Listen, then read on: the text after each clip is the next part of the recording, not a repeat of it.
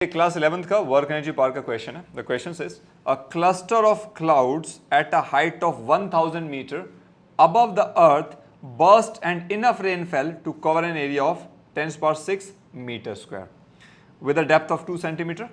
How much work would have been done in raising water to the height of clouds? मतलब ये क्या हुआ, देखो सपोज यहाँ पे ये क्लाउड्स थे, ठीक है, और ये हाइट दे रखी है ग्राउंड से, ये ग्राउंड लेवल है, अज्यूम कर लीजिए यहाँ पे पिट है.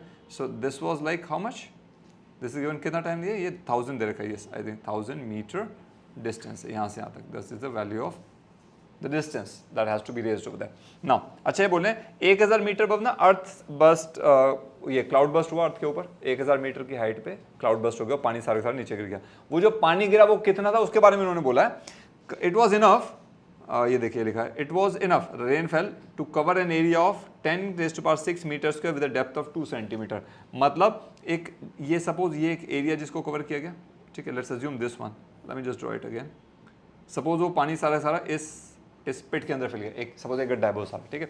अब ये बोल रहे हैं इसका जो एरिया है, एरिया था इसका 10 की पावर 6 मीटर स्क्वायर, और इसकी जो डेप्थ है ना, डेप्थ दे रखी है यहाँ पे, depth D is equals to how much, 2 centimetre, यानी कि 0.02 मीटर. तो इसका वॉल्यूम निकाला जा सकता है, कितना पानी भरा हुआ है इस डेप्थ, इस पिट के अंदर, इस गड्ढे के अंदर.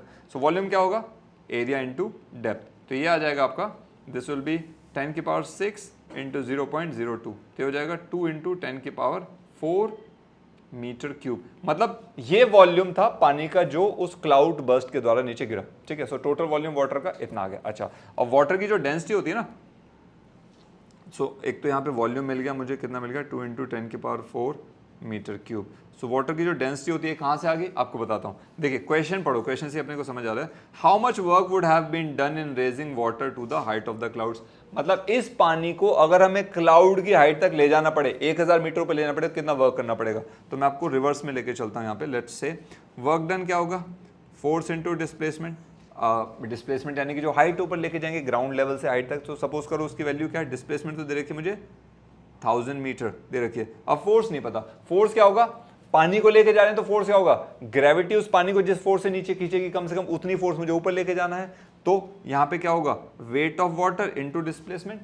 जो फोर्स लगानी पड़ेगी मुझे वाटर के वेट के बराबर लगानी पड़ेगी, ठीक है. अब यहाँ पे देखो, अब मुझे मास ऑफ वाटर नहीं पता है, लेकिन मेरे पास वॉल्यूम ऑफ वाटर आ गया है ना.